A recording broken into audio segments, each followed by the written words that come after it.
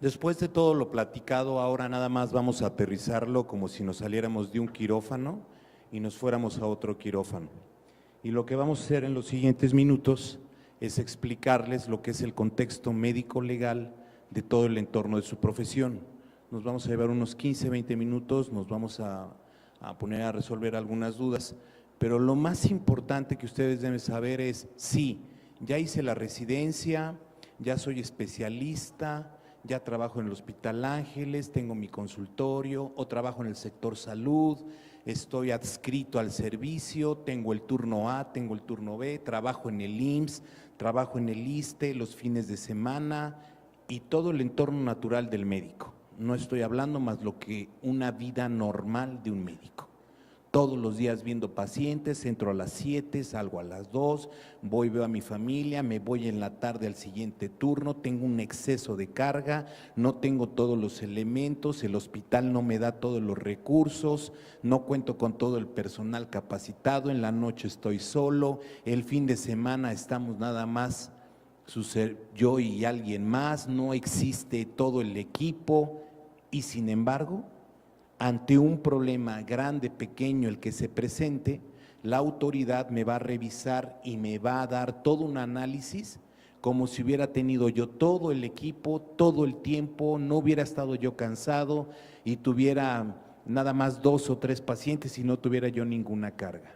Entonces, lo que vamos a platicar para ustedes es el antecedente jurídico claro.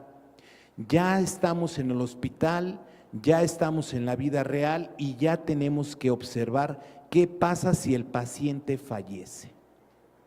Ya tenemos que observar que estamos en el consultorio privado, nos firmó el consentimiento bajo información, nos acordamos de esta plática que se dio en el módulo legal previamente por el licenciado Gerardo Mares, nos acordamos perfectamente que tenía que ser la nota de ingreso muy bien hecha, nos acordamos perfectamente que la nota posoperatoria tenía yo que dejar muy claro los hallazgos quirúrgicos y tenía que ser muy claro que en el pronóstico era absolutamente reservado. Sí, sí hice todo eso, pero el paciente falleció. Sí, sí hice todo lo que teníamos que realizar, todo el protocolo, vimos toda la serie, trabajo, todo lo que hemos aprendido durante años, pero no se dio. El tratamiento no cumplió con toda la cobertura que estaba buscando, doctora. Y nos enfrentamos al problema que saliendo el paciente por esa puerta, que saliendo el paciente por urgencias, que siendo trasladado por petición de la familia con otra persona, que siendo trasladado porque no puede pagar el hospital privado y se va, entonces salgámonos a la vida real, a lo que les decíamos al inicio del módulo, de lo que pasa afuera, tanto en Mérida como en Sonora, como en el DF, como en el Estado de México, como en Guadalajara, en Chihuahua, en este tipo de casos. ¿Cómo se llevó a cabo el problema? Y entonces, si entendemos esta etiología del caso, entonces entenderemos estos conceptos que vamos a ver. Porque esto que les voy a explicar es lo básico que hay que comprender por qué si un ministerio público, o sea, por qué si un ministerio público le manda a usted un citatorio. O sea, hay que entender por qué si un juez penal de repente en el sistema todavía tradicional, ya no en el oral, pero todavía con algunos casos en el antiguo, por qué si un juez penal ordena una aprehensión. Hablemoslo. Para eso el módulo. No se trata ni de un amarillismo o decirle a ustedes, hoy tienen problemas. No, nada más entendamos por qué si a alguien le suspenden su cédula profesional 5 años. Hizo todo, apuntó todo, fue a ver al paciente todos los días. Bueno, ¿qué pasó? ¿Por qué la autoridad sí agarró y le dijo, independientemente de todo lo que se está cumpliendo en esta resolución, se le suspende la cédula profesional para el ejercicio durante tanto tiempo? Entonces, si comprendemos que sea un paciente pediátrico, entendamos que hasta fuera geriátrico, entendamos en cualquier etapa de su vida, esta persona tiene todo el derecho de ir y preguntar, ir y decir, ir y explicar, ir y poner, ir y quejarse. Y tendremos nosotros todo el derecho de poder ir y decir, no es cierto, así sucedió, así pasó. Como el licenciado Mare les explicó, todavía hoy en nuestro país, el peor enemigo del médico, no en Querétaro, en todo el país, el peor enemigo de un médico, ¿quién cree que es? Pues el médico. Todavía hoy en México seguimos viviendo esta conducta ancestral que viene todavía de muchos años, aunque ha ido disminuyendo, en donde si el paciente es valorado por otro doctor, si le pregunta o si les dicen, ¿quién fue tu cirujano? ¿Cómo se pide usted? Hasta quedito lo dice, ¿oyeron? Rodríguez de la Rosa.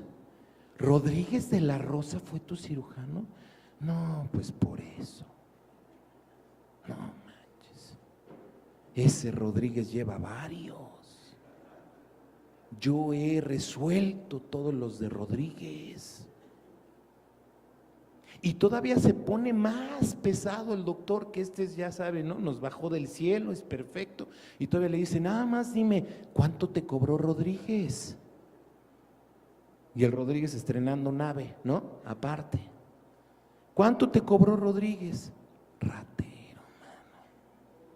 Porque si hubieras venido con nosotros, este grupo que mira se llama Oncología Aves Marías, te habría salido mucho más barato. Y todavía cierra cavidad jurídica, para entender el término, todavía cierra esta cavidad jurídica y le dice, demándalo. Y Rodríguez tranquilo, paseando en su nueva nave sin saber todo lo que el otro doctor está diciendo de su tratamiento. Entonces, todavía esta práctica nos genera una serie de problemas. Recapitulo para poder aterrizar y cerrar estas diapositivas. Soy especialista, tengo mi certificación por el consejo correspondiente, pertenezco a ESMEO, soy un picudo, hago todo bien, estoy perfecto, porque sí hay problemas jurídicos. Eso es lo que van a ver ahorita conmigo y vamos a platicarlo unos minutos y luego ya nos vamos. Desde 1997 a la fecha, toda la serie de casos clínicos médico-legales, vamos a llamarles, se ha ido incrementando de una manera exponencial. Como ustedes ven en la diapositiva, de todos los pacientes, una estadística que se puede presentar en un malpractice. Cómo se da esta complejidad y si un especialista genera al año 200 cirugías que las podemos dividir entre 10, 15 o 20, en promedio en las diversas especialidades quirúrgicas, pues va a tener un promedio de tanto número de miles de cirugías. Y entonces, si ese número de cirugías la exponenciamos a un riesgo pequeñito, chiquito, así pequeñito, entonces nos veríamos muy claros en lo que el problema significa. ¿La que sigue? Adelante. El riesgo es alto, en la subespecialidad es alto. O sea, somos cirujanos, perfecto. Nos vamos a oncología, perfecto, todavía más. Sí, ok, soy médico general, soy médico familiar, no estoy hablando en un tono que no sea, que no vaya a tener un problema. Claro que los tienen, de otra manera. Pero no es lo mismo al que está ahí en quirófano, el que está teniendo un caso clínico, el que está complicado. Entonces se nos sube la estadística. ¿La que sigue? Fíjense cómo se han dado la serie de estadísticas, vean ustedes en los últimos 10 años, esta es una fuente derivada de nuestra propia fuente de todos los casos que manejamos en los últimos. Está el 2007 y vean cómo se fue incrementando hasta el 2017. Así se ha ido pasando. Cada año se han ido incrementando, cada año se nos van presentando y cada año se nos van presentando casos aislados en su especialidad. Todo lo que ha ido dando, ahí ya es una repetición, la que sigue. Vean ustedes, la línea azul Estamos hablando de lo que pasaba en el 2010 en las diversas especialidades. Y la línea roja es de lo que ha sucedido ya en este tiempo. Para lo que era el 2010, vean cómo se presentaban las quejas, vean lo que pasa en el 2017 y cómo se van manifestando de forma diferente. La que sigue. La que sigue. ¿Cuál es la normatividad que usted debe de saber que existe desde nuestra Constitución? Está desde el artículo 4 que tiene la protección a la salud. La que sigue. Porque hay una responsabilidad profesional médica, ya lo hablamos, ya sabemos, ya entendimos que sí, soy certificado, soy especialista, pero me enfrento a un problema jurídico. ¿Por qué si hice todo bien? Porque la obligación que tiene el médico es de reparar y satisfacer las consecuencias de los actos, omisiones y errores voluntarios e involuntarios, incluso dentro de ciertos límites cometidos en el ejercicio de su profesión. Sí, nosotros no teníamos intención, y vamos a hablar de otras especialidades también, nadie tiene la intención de una paraplegia. Sería ridículo pensar que yo, anestesiólogo en un bloqueo epidural, yo tenga la intención de que quede paralítica la señora. Pues nadie tiene la intención, ¿no? Nadie tiene la intención en una cirugía plástica que algo quede mal, que los implantes mamarios queden mal, que la pacientita traía por ahí un problema de látex, que no le quedaban bien, que no se le pegaban perfectamente y que casi se muere en quirófano y el pobre cirujano plástico no sabían de esto, pero hay un daño. Nadie tiene la intención que el niño, el paciente pediátrico, este niño se complique, por lo que era o parecía una colitis sencillita que terminó en una serie de problemas graves, complicadísimos, en donde la familia creyó, porque alguien le dijo, que solamente con omeprazol el tema iba a funcionar. Y nadie tenía la intención de que ese acto cayera en un problema largo. Esa es la responsabilidad profesional. Como abogado, mi responsabilidad con ustedes es que si no hago mi trabajo perfecto, hay una responsabilidad. Hablemos del médico, la que sigue. Todo ese entorno es el problema legal. Todo el entorno que usted ve ahí es el problema legal. Todo lo que existe hoy para el médico, desde derechos humanos, queja administrativa, demanda civil, denuncia penal. En 1996, la herencia más interesante a la salud que dejó el expresidente Ernesto Zedillo Ponce de León, ustedes recordarán que en 1996, una mañana cualquiera, apareció por decreto oficial en la calle de Eugenia y Mitla un edificio de 8 pisos, precioso, con un gran presupuesto que se llama CONAMED. Nadie esperaba que apareciera una Profeco para los pacientes. ¿Por qué es eso? Finalmente, pues es una queja, porque ahí el médico no se puede ir a quejar de que el paciente no quiso pagar. Pues ahí no está hecho para el doctor, o no está hecho para el doctor de que una paciente lo está acusando injustamente de algo. No, está hecho para el paciente. 1996, si ustedes se meten ahorita ahí en su Google, estadística CONAMED, van a encontrar miles de quejas y problemas, miles y miles y miles. No 5, no 10, doctor, no 100, no 200, no, ya nos fuimos a miles. 1996 a la fecha. Se fue moviendo el régimen jurídico y la Comisión Nacional dejó de tener este imperio nacional, era complicadísimo, y empezó a crear sus COESAMED, su Comisión Estatal de Arbitraje Médico. Y así nos fuimos a casi todo el territorio nacional, con o sin o el visto bueno de ninguno de ustedes. A nadie se le agarró y le dijo, oiga, ¿esto está de acuerdo en que se cree la CONAMED? Nadie. No hubo a nadie que se le pasara, oye Rodríguez, pues ya me aprendí el apellido, ¿no? Oye Rodríguez, pues ya ves que tantas broncas que traes, ¿no? ¿Qué onda? ¿Estás de acuerdo en que se cree la CONAMED? Pues no, a ninguno de ustedes se les dijo, a nadie. Y de repente nos aparece. Eso es lo que está allá arriba, que es CONAMED, CESAMED, que son nombres que le dan en los estados, y COESAMEDs, ¿no? Comisión Estatal de Arbitraje Médico, Comisión de Arbitraje Médico. Todo ese es el entorno. ¿La que sigue?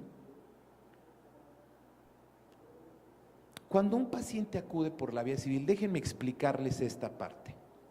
Ya salió el paciente, ya entendemos que sí hay un problema, ya entendimos que Promenal en el módulo nos quiere ubicar perfectamente en qué debemos de saber de nuestro entorno jurídico y un paciente opta por la vía civil. Hay 3 vías por las cuales los pacientes pueden tomar, como dice, por la libre para allá, libre para acá o cuota para allá. Es la vía penal, la vía civil y la vía administrativa. En la vía civil lo único que se pide es dinero. No le voy a pedir al doctor su cédula, no le voy a pedir nada, solamente quiero que me dé dinero.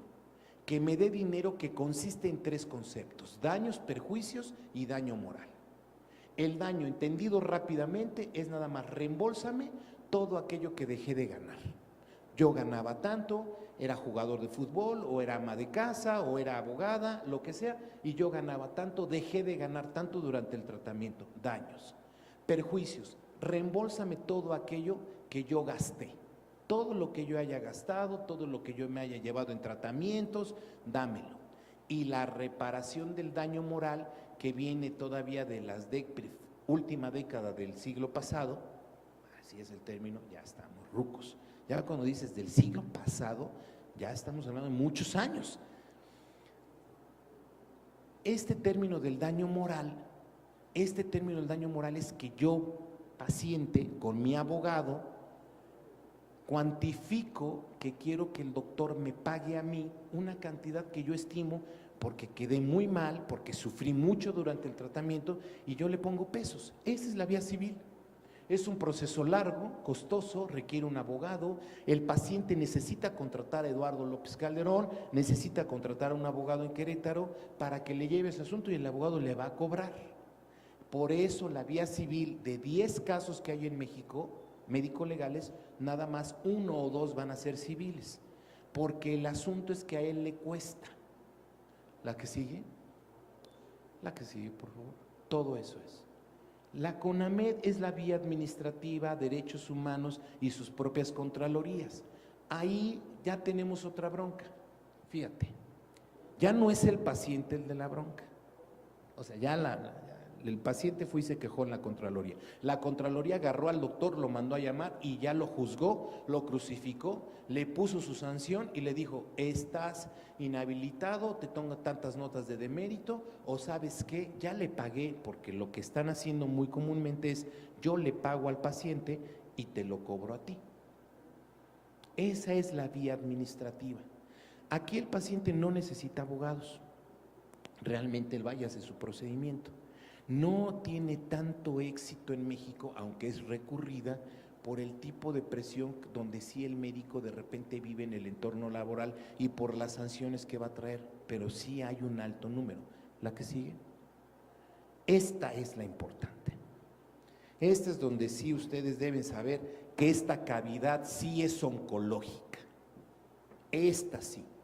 La otra podemos hablarle que es terapéutica, nos metemos en terapias, agarramos, vamos, nos sentamos en la CONAMED, les decimos: no me interesa tu arbitraje, adiós. Nos sentamos con el de la comisión estatal, le decimos: no quiero que pase nada, no nos van a hacer nada. En la civil contrato a mi abogado y me defiendo. Aquí en la penal sí entra todo un sector social diferente, una reforma en materia oral muy rápida, y en donde inmediatamente tengo que saber por qué fue tan importante aprender en el módulo médico legal que mi nota de ingreso me salvó de 5 años de esto. Sí, entiéndanos que esa nota de egreso, donde el paciente por su libre voluntad, contra la instrucción de usted, se fue a otro lado. Y usted le apuntó perfecto y dijo: me salvé de esto. Ahora hablemos del que no se salvó de esto. O sea, aquel que agarró y no tenía todos los elementos. Porque déjenme decirles perfectamente, el problema en nuestro país sigue siendo que de 10 veces que nos llega un expediente clínico, de 10, 9 veces llega incompleto. o llega tachado, o llega borronado, llega muy sucio, no se le entienden las notas. Y el juez no va a entender sus notas. Ese es el problema médico-legal, que su expediente en una secuela de este tipo es evaluado y recibido por otros peritos, por un ministerio público que tampoco sabe medicina, como se los dijimos al inicio del módulo, y nos enfrentamos a la bronca, que todo lo que usted no escribió ya no se puede arreglar. Entonces, la vía penal sí es complicada porque aquí, doctora, aquí sí hay un riesgo. Aquí sí hay un riesgo en donde de pronto pueden girarme una orden de presentación, en el sistema anterior podrían girar una orden de aprehensión, en el nuevo sistema me pueden vincular y voy a tener un proceso muy largo, aunque esté yo en libertad, y esto sí es problemático, porque las resoluciones penales sí son económicas, sanciones en nuestro ejercicio profesional y personal. ¿Por qué? Porque tal vez usted ya no va a poder salir durante unos años mientras está envuelto en el procedimiento, porque no va a poder ir a sus congresos, porque tiene que ir a firmar. Es una cosa increíble. ¿La que sigue? ¿Por qué estos conceptos? El que yo no atienda a un paciente es delito. ¿A poco sí es delito? Sí estará en un código penal que si un paciente se muere es delito.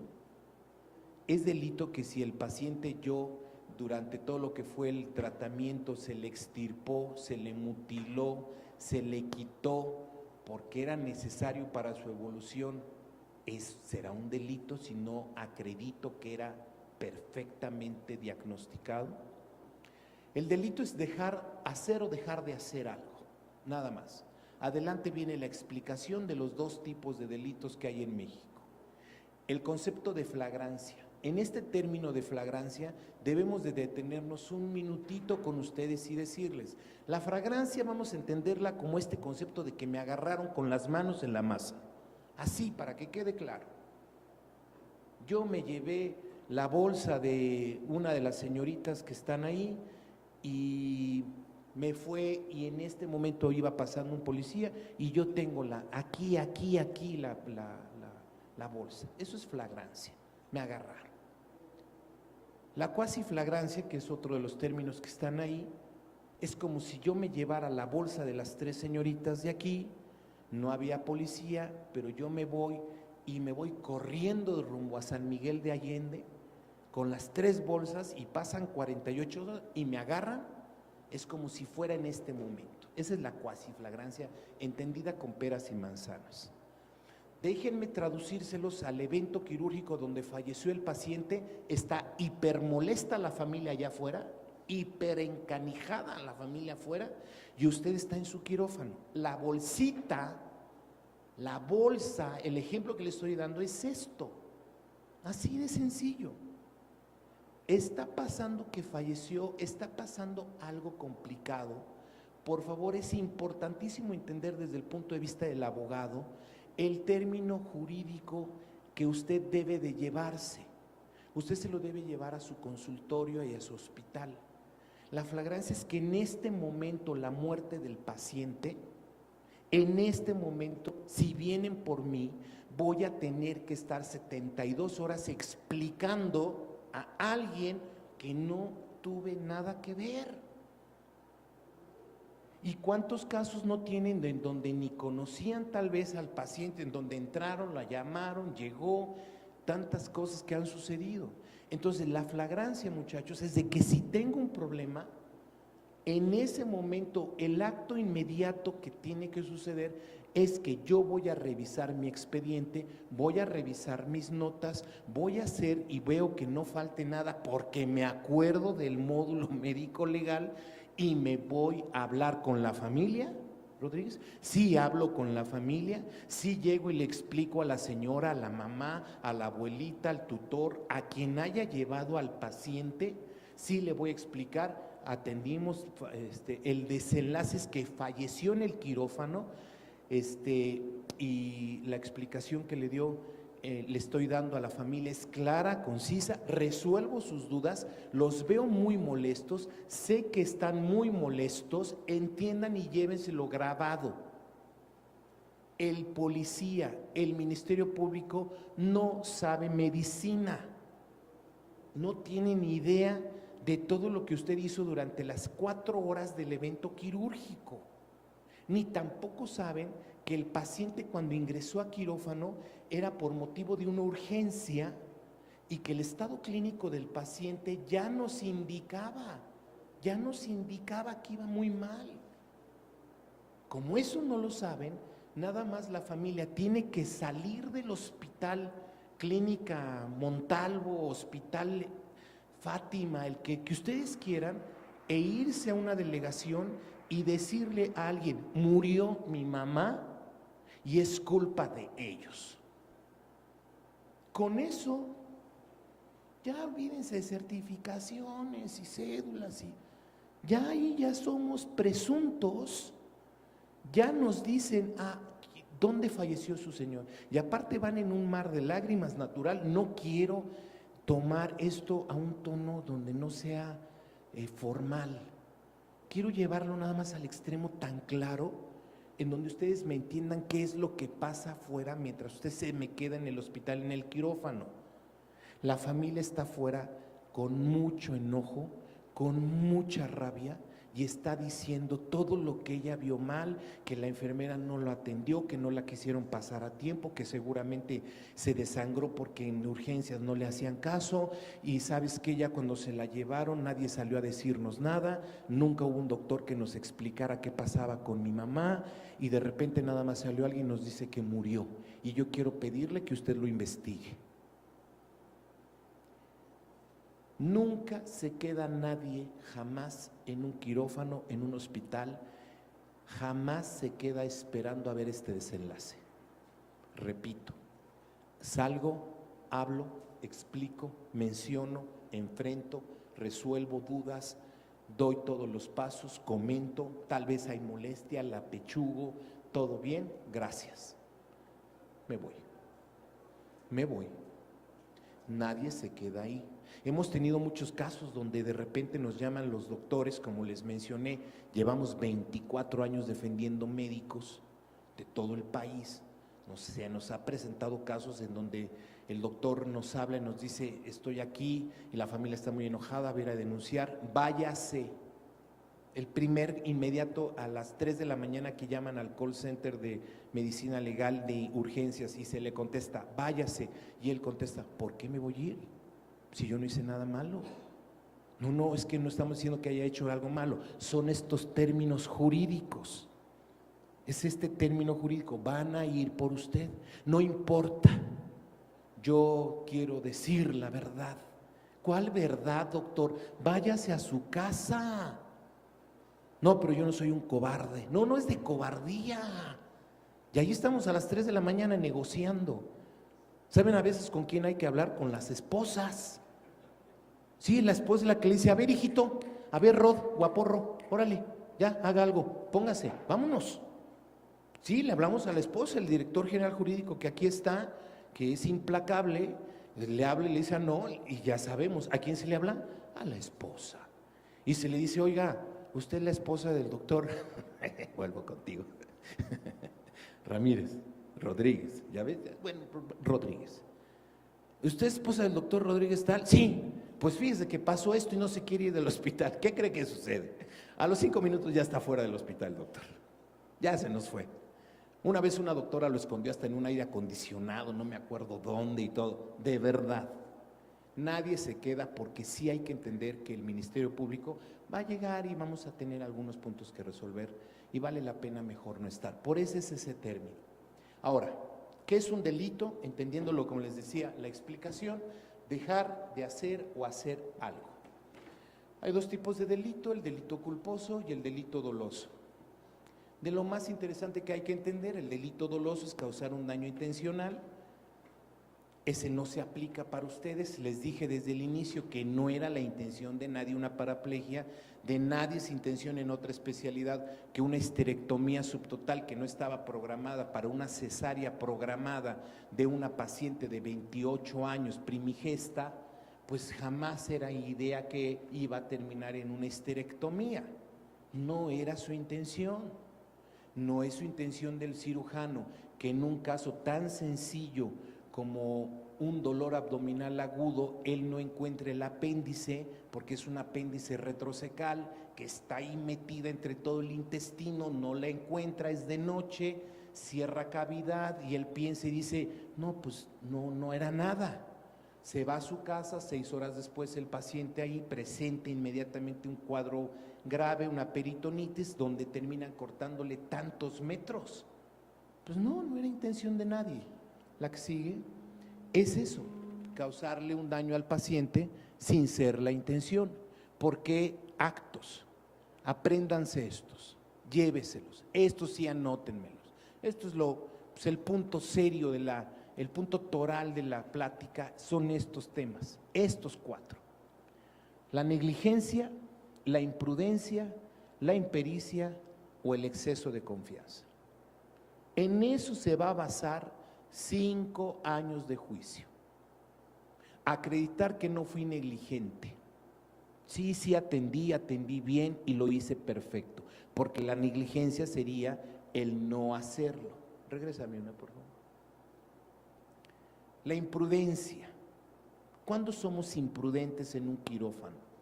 ¿Cuándo somos imprudentes en una atención clínica? ¿Cuándo entra en nosotros, que aún con toda una formación hasta militar, como ayer veíamos en el tema naval, cómo puede ser que haya una imprudencia? Las hay. El no contar con todos los elementos, y aunque el hospital nos obligue, tenemos que anotarle, muchachos. Porque cuando hay un problema, nadie va a ir a sacarnos del problema, entiéndanlo también. La impericia. ¿Cuándo hay impericia? Es el sinónimo de falta de conocimiento o de práctica. Cuando hay impericia, normalmente nos atacan a los residentes en la formación, es obvia. Hay impericia, todavía no hay todas las tablas. Cuando hay impericia, cuando nos metemos en canchas que no son nuestras, en cosas que no debemos manejar. Cuando hay exceso de confianza en un quirófano, cuando hay exceso de confianza en un tratamiento, cuando hay un exceso de confianza por parte de un doctor que tiene que practicarle algo a un paciente, cuando aún contando con todos los elementos no los toma porque piensa que no van a ser necesarios, cuando aún contando en un quirófano con todo aquello que él requiere, él considera que no es necesario aplicar, poner. Es como esto de meter también a un paciente a quirófano y que si no tenga sangre, como al ratito podemos hablar de los testigos de Jehová con ese tema que es muy complicado todavía en México, ¿se nos llega a presentar el tema médico legal con el tema de los testigos de Jehová? Sí, mucho todavía. La que sigue, todo lo que significa un procedimiento, todo lo que significa, antes por favor, nada más voy a ir enunciando, no me voy a detener y que ustedes vean paso a paso lo que significó ese no me voy, lo que significó no hacer mi nota perfecta, lo que significó no hacer mi expediente clínico de forma clara, lo que significó inclusive no explicarle a la familia perfectamente todo, porque también algo que sucede, no es que el familiar en ocasiones se vaya a quejar sin fundamento, simplemente nunca tuvo fundamento. Entonces, todo eso que nosotros hablamos hoy significó que alguien fue, en el mismo ejemplo que dimos, estábamos en quirófano, falleció el paciente, salí, expliqué, llegué, todo lo que originó es de que fueron, pusieron su queja, su denuncia, su acto, y se inicia toda una averiguación, una carpeta de investigación ahora, nos empiezan a citar a la gente, empiezan a llegar la enfermera, llega el recepcionista, llega todo mundo, si fue en ambulancia llegaron hasta los de la ambulancia, llega el doctor y declara, y siempre es importante que usted vaya bien acompañado, nunca se va solo a declarar, siempre tiene que ir con alguien porque obviamente es parte de sus garantías. Todo esto hoy es un procedimiento que ha cambiado con tema de oral, pero estoy hablando de todo lo que es el procedimiento tradicional. Se va dando hasta que llega, oye, sí hay orden de aprehensión o no hay orden de aprehensión, sí hay órdenes de aprehensión, sí pasa que agarran a los médicos, es real, sí ha pasado que giren una orden de aprehensión y se tiene que dar toda una defensa. La que sigue, como ven ustedes, es largo,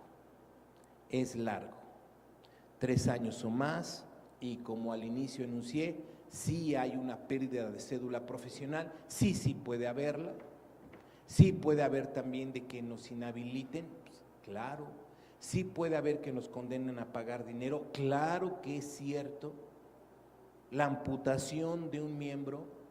El muerto en nuestro país, para hablarlo a 100 pesos, vale 100 y tantos mil pesos, porque se mide en base a salarios mínimos vigentes, y hoy como ya este tema de zona 1, zona 2, zona 3 no hay, ya hoy fallecer alguien valemos tantos pesos. Así es, una matriz tiene tanto valor para la ley, el ojo izquierdo y el ojo derecho valen distintos, tenemos un valor distinto si somos zurdos, si somos derechos, es distinto el valor de este dedo a este dedo, y así se va dando todo, y por eso se acredita la reparación del daño. Sí es cierto que se condena a pagar. Aquí en Querétaro, nuestra sucursal tiene 15 años aquí en Querétaro, fíjense. Nuestros directores jurídicos, nuestra directora jurídica y también nuestra subdirectora jurídica que nos acompañan hoy, están aquí presentes, junto con nuestra directora de todo el estado, que está ahí parada, que parece decán, pero no lo es, ¿sí? Muy bien. Nuestra directora. En el estado de Querétaro tenemos muchísimos asuntos y podríamos abrir el panel luego a preguntas y respuestas y ellas decirles que sí tenemos casos donde la familia llega y pide 7 millones, 8 millones, 9 millones de pesos. Cuando el doctor ve una demanda de 9 millones de pesos, se le cae hasta lo incaíble, se le va a caer todo. ¿Cómo que me están pidiendo 7, 8, 9 millones de pesos? Oye, si fuera ginecólogo, fue una histerectomía. Oye, era anestesiólogo, ¿qué hice? Oye, en oncología, oye, pues si yo intenté salvarle la vida. Todo el problema legal tiene toda esta serie de normas, todos sus conceptos alrededor. Déjenme concluir con esta reflexión para pasar a otro tema y luego clausurar el evento. No podemos dejar de ver al paciente como el sujeto activo que sí tiene derechos y obligaciones y puede ir a reclamarlos. No dejemos de ver a la papá y a la mamá de un menor de edad con todos estos derechos también. ¿Qué consejos rápidamente podría ayudarles de una manera sencilla y clara? Ya los hemos esbozado en todas las dos pláticas. Tener una excelente relación médico-paciente, básico. Tener un expediente clínico bien hecho, armado, bien cotejado, mi nota clara, legible, sin ningún problema. Y otra cosa, usted ya sabe cuando los asuntos se están complicando. Cuando digo asunto, vamos a llamarle al caso clínico. Usted sí sabe qué caso se está complicando. A ese asunto, doctora, préstele 5 minutos más de atención en lo que están ustedes escribiendo. ¿Soy claro en el concepto? O sea, ya sabemos, desde el inicio era problemática, doctor, usted lo vio, la paciente era complicada, no era fácil el tema y nos llegó ya derivada, referenciada, traída de otro lado para nosotros. Ya sabíamos desde el inicio que nos presentaba muchas complicaciones. A ese particular pónganle toda más énfasis, claridad, conceptos claros, defensivos, no defensivo ocultando, sino defensivo aclarando. Esos puntos son los que van a salvar finalmente el procedimiento como tal. Y eso es lo que nos va a sacar adelante. Aunado a esto, también les dije que jamás se le habla mal de un colega a un paciente. Si eso lo replicamos por los 20, 30 que somos y nos lo llevamos al hospital y de regreso del magnífico evento que ustedes están llevando, que desde ayer me impactó su apertura, la sinfónica, su cóctel, la organización, y si ustedes esto que estoy hablando se lo llevan perfectamente y se lo llevan a su hospital con sus residentes y se lo llevan a su hospital privado en sus consultorios, vamos a generar un marco clarísimo, clarísimo de atención y repercusión.